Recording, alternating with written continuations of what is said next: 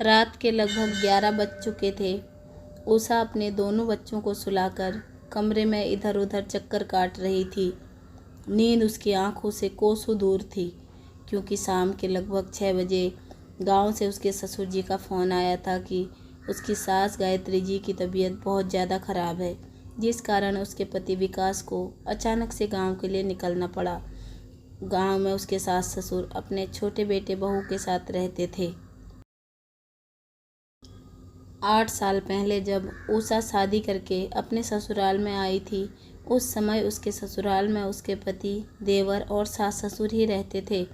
उषा एक बहुत ही ज़्यादा गरीब परिवार की बेटी थी। उसके परिवार में उसकी 6 बहनें और माता पिता थे। उसका कोई भाई नहीं था, जिस वजह से 16 साल की उम्र में ही माता पिता ने अपनी सबसे बड़ी बेटी उषा का रिश्ता उससे दोगुनी उम्र के विकास के साथ तय कर दिया। विकास एक बहुत ही संपन्न परिवार का लड़का था। उसके परिवार में किसी भी चीज़ की कोई कमी नहीं थी, परंतु उसके सांवले रंग की वजह से उसका रिश्ता होने में काफ़ी परेशानी आ रही थी, जिस कारण उसके माता पिता को इतने धनवान होने के बावजूद अपने बेटे की शादी उषा जैसी साधारण परिवार की लड़की से करवानी पड़ी। शादी के शुरुआती दिनों में तो पूरा परिवार उषा का बहुत अच्छे से ध्यान रख रहा था। उषा को तो लग रहा था मानो उसे दुनिया की सारी खुशियाँ मिल गई हो। इतना प्यार करने वाला परिवार पाकर वह फूली नहीं समा रही थी। परंतु उसकी यह खुशी ज़्यादा दिन तक नहीं चल पाई। शादी के लगभग 1 महीने बाद विकास को अपने काम के लिए वापस शहर जाना पड़ा। उसके जाने के बाद अचानक से उषा के प्रति गायत्री जी का व्यवहार बदल गया। अब वह उससे प्रेम से नहीं बल्कि एक नौकरानी की तरह बात किया करती थी। उनका यह व्यवहार उषा को कुछ समझ नहीं आ रहा था कि अचानक से उसके साथ इतना रूखा व्यवहार क्यों कर रही है। अब तो घर में कोई भी पड़ोसी अथवा मेहमान आता तो गायत्री जी उषा को सुनाने के लिए ज़ोर ज़ोर से यह कहा करती थी कि मेरे बेटे की तो किस्मत ही ख़राब है, जो भिखारियों की लड़की से शादी हो गई। उनसे तो अपने दामाद के लिए एक अंगूठी तक नहीं बन पाई। अपनी सास के यही कठोर शब्द उषा को अब हर समय सुनने को मिलते थे। वह जब भी खाने को बैठती तो उसकी सास उसे ताना मारते हुए कहती, कभी देखा भी है ऐसा खाना जो बड़े मज़े लेकर खा रही है? तेरे बाप ने तो कभी खिलाया नहीं होगा तुझे ऐसा खाना। यह सुनकर तो मानो उषा की भूख खत्म ही हो जाती। जैसे तैसे वह अपना समय काट रही थी। कुछ दिनों बाद विकास छुट्टियों में घर आया तो उसकी सास का व्यवहार अपने बेटे के सामने बदल गया। वह विकास के सामने उससे बहुत ही अच्छे से बात किया करती।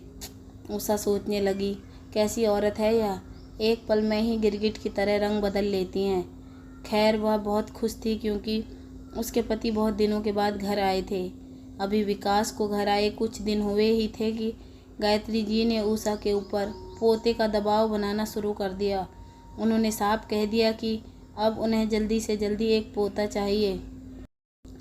उसने सिर झुकाकर उनकी बात सुनी और अपने कमरे में चली गई।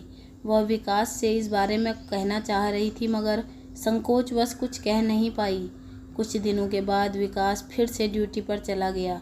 लगभग 1 महीने के बाद जब गायत्री जी को पता चला कि उषा गर्भवती नहीं है तो उन्होंने उस पर और ज़्यादा अत्याचार करने शुरू कर दिए। उसे खाने को भी भरपेट खाना नहीं देती थी। हर समय बस ताने देती रहती कि कौन सी मनहूस घड़ी में मैंने अपने बेटे की शादी तुझसे करवा दी। एक तो तुम्हारे कंगाल माँ बाप ने तुम्हें खाली हाथ हमारे घर भेज दिया और तुमसे मेरी एक पोते की इच्छा भी पूरी नहीं की जा रही है। वह न जाने क्या क्या बोले जा रही थी। उषा भागती हुई अपने कमरे में आ गई और बिस्तर में गिरकर फूट फूट कर रोने लगी। अब तो उसको रोज़ ही यह सब कुछ झेलना पड़ रहा था। एक बार उसने बड़ी हिम्मत करके विकास को यह सब बताने की कोशिश की तो उसने भी यह कहकर उसे चुप करा दिया कि माँ बाप जिंदगी भर नहीं रहते, तुमसे जितना बन पड़े तुम उतना काम किया करो और उनकी बात पर ज़्यादा ध्यान मत दो। इसी प्रकार समय बड़ी तेज़ी से बीत रहा था। उषा की शादी को लगभग 5 साल बीत चुके थे। अब वह 2 बच्चों की माँ बन चुकी थी। उसका बेटा दक्ष 3 साल का था और उसकी बेटी आराध्या 1 साल की। परंतु उसकी ज़िंदगी में अभी तक कोई सुधार नहीं हुआ था। उसकी सास का व्यवहार उसके प्रति उतना ही कठोर था। वह अपने पोते पोती को तो प्यार करती थी, परंतु बहू के बारे में बिल्कुल भी नहीं सोचती थी। 21 साल की उम्र में उषा 2 बच्चों की माँ बन चुकी थी। ऊपर से खाने पीने पर भी कोई ध्यान नहीं देती थी, जिस कारण वह काफ़ी कमज़ोर हो गई थी। आँखों के नीचे काले घेरे पड़ गए थे। इसी बीच उसके देवर अनिल की शादी मानसी नाम की लड़की से हो गई। मानसी एक बहुत ही अमीर घर की बेटी थी। वह 2 भाइयों की इकलौती छोटी बहन थी, जिस कारण उसके माता पिता ने दान दहेज में कोई कमी नहीं छोड़ी थी। गायत्री जी का पूरा घर लगभग उसके दहेज के सामान से भर गया था। गायत्री जी काफ़ी खुश थी कि चलो उनकी छोटी बहू तो बहुत सारा दहेज लेकर आई है। वह उसे पलकों पर बिठाकर रखती थी।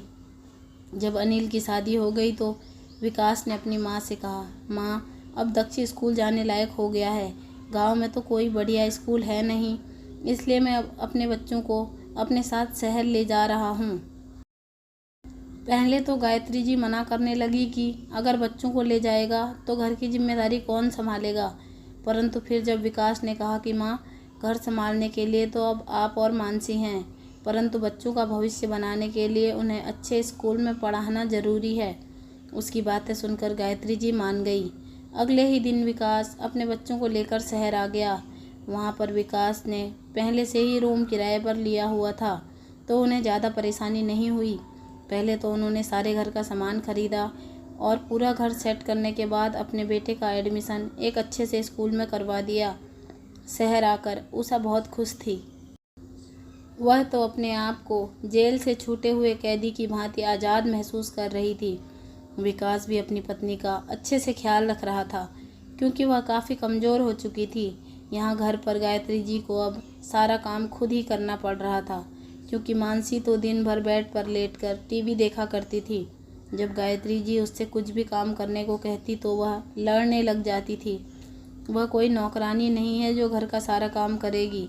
उसके पिता ने उसे इतना सारा दहेज दिया है कि उसे काम करने की कोई ज़रूरत नहीं है, तो उन्होंने ही की थी। उन्हें कहीं नहीं पता था कि दहेज लाने वाली बहू उनका इस तरह से जीना दूभर कर देगी। अब पूरे दिन गायत्री जी काम में लगी रहती और नौकरानी की तरह अपनी छोटी बहू की सेवा करती रहती। उन्हें याद आने लगी वह सारी बातें जो उन्होंने उषा के साथ की थी। वह तो बेचारी पूरे दिन अपने सास ससुर की सेवा में लगी रहती थी, परंतु गायत्री जी ने कभी भी उसकी कदर नहीं की, क्योंकि वह एक गरीब माँ बाप की बेटी थी, जिसका फल आज उन्हें भुगतना पड़ रहा था। इस उम्र में उन्हें घर का पूरा काम करना पड़ रहा था, जिस वजह से वह काफ़ी परेशान रहने लगी। अब उनकी तबीयत भी खराब रहने लगी थी। एक दिन जब वह रसोई घर में खाना बना रही थी तो अचानक से उनके सीने में तेज़ दर्द हुआ और वह चक्कर खाकर नीचे गिर गई। जब उनके पति रसोई में आए तो उन्होंने अपनी पत्नी को इस तरह से बेहोश पाया। उन्होंने मानसी को आवाज़ लगाई कि गायत्री जी बेहोश हो गई हैं, उन्हें अस्पताल ले जाओ। तो वह यह कहकर वहाँ से चली गई कि इनकी तो अब उम्र हो चुकी है, इन पर पैसा खर्च करके क्या फ़ायदा। तब उन्होंने दुखी होकर पड़ोसियों को बुलाया और जैसे तैसे करके उन्हें पास के एक अस्पताल में भर्ती करवाया। उसके बाद उन्होंने अपने बड़े बेटे विकास को फ़ोन किया और सारी बातें बताई। विकास बिना कुछ सोचे समझे तुरंत अपनी माँ को देखने अस्पताल आ गया। वहाँ आकर उसे पता चला कि उसकी माँ को दिल का दौरा पड़ा है। यह सब सुनकर वह बहुत परेशान हो गया। उसने उषा को फ़ोन कर जब यह सारी बात बताई तो उसे अपनी सासू माँ की बहुत चिंता होने लगी, जिस कारण उसको नींद नहीं आ पा रही थी।